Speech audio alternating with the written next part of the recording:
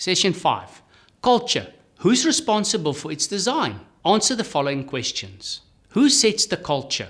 Why did they set it? Who is the best culture ambassador in your company and why? Where did the organization's core values come from? What are the company's values? How clear are those values? As previously mentioned, Shane and Chan goes on to explain that the three primary drivers together with the tangibles and intangibles form the bedrock of the organization. The question then needs to be asked, upon what are these elements established? And the answer lies in values. So what are values? The dictionary defines values simply as a set of principles or standards of behavior. They are not mere blather or something that looks good on a wall. They are lived and fought for.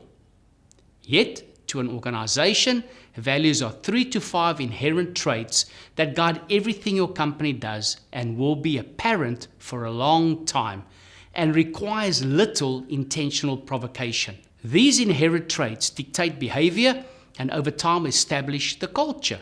A classic example of such would be the employee handbook issued by JCPenney stores, wherein founder JCPenney advocated the golden rule. Do unto others as you would have them do unto you, ending the value statement with a question. Does it square with what is right and just? These words express the integrity that JCPenney believed was fundamental to their business and which would ultimately govern their decisions for over 90 years. The same goes for Arthur Guinness, who founded Guinness Beer in 1755. It was widely believed that he promoted the values of generosity, integrity, and social responsibility from his deeply held religious beliefs. Today, nearly 2.5 centuries later, Guinness is by and large still living these values. Another example is Zappos, which was voted best company to work for. They had a quirkier take on most on entrenching organizational values. They designed a values coloring book as a stress reliever, stating that at Zappos, we take our core values very seriously. So seriously, in fact, that we've written a 10-part series highlighting each one. So if values are so important, then who sets it in place? Dr. Sham Chand offers his insight when he states that culture is created at the top by the founders or the company's leaders, sustained from the bottom up, where employees like cleaners, receptionists, non-decision makers control the sustainability of the culture. They are the ones the public or a potential or existing client will always meet first.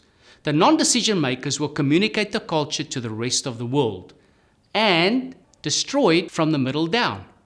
The middle being the likes of supervisors and junior management. Most of the challenges a company faces will emit from this level. It is here where the tire meets the road, and most problems are either caused or dealt with. What are the attributes of values? It says this is who we are, and this is how we behave. It is a set of principles. It is widely believed that enduring, successful companies adhere to a fundamental set of principles that guide their behaviors and decisions over time, thereby preserving the essence, the heart or spirit of the organization. It attracts the right people. This adherence to values will naturally attract the right people or employees while preventing the rotten egg from joining the team. It may prove to attract the right type of customer as well. As the saying goes, what you tolerate, you will attract. It helps making the right calls. Core values help employees determine whether they are exhibiting the correct behaviors or not. They help employees discern right from wrong without them having to figure things out for themselves. Values lie at the heart of an organization's identity. In other words, they cannot be manufactured. They exist and will not change over time. As a result, they should be used to guide every aspect of the organization, from hiring to firing to strategy to performance, management, planning, and rewarding. An organization knows that it has identified its core values correctly when it will allow itself to be punished for living those values.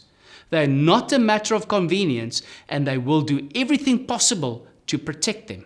It does happen that we may identify a behavior we're not entirely familiar with, and we may be unsure if it is a core value or not. How do we isolate the core value from the other would-be values? It is not unusual for a core value to be confused with a number of other value imposters, such as aspirational values, saying we want to be something but we essentially aren't.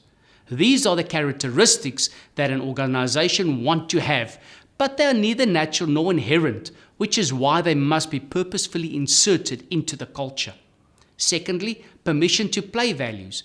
These are the minimum values we adhere to, but so does everybody else. They include honesty, integrity, respect for others. Permission to play values must be demarcated from the core to avoid dilution and generism. Thirdly, accidental values. It happened without us knowing about it. In many companies, behavioral tendencies develop over time, like we all dress the same or we come from the same schools. It is important that leaders guard against accidental values taking root because they can prevent new ideas, innovation, and people from flourishing in an organization. The best way to differentiate the core value from any other type of value, be it permission to play, aspirational, or accidental value, is to ask, would our organization be able to credibly claim that we are more committed to this value than 99% of the companies in our industry? If so, then you may be onto a core value. If not, you may well be trawling some other value that's not inherent to who you are.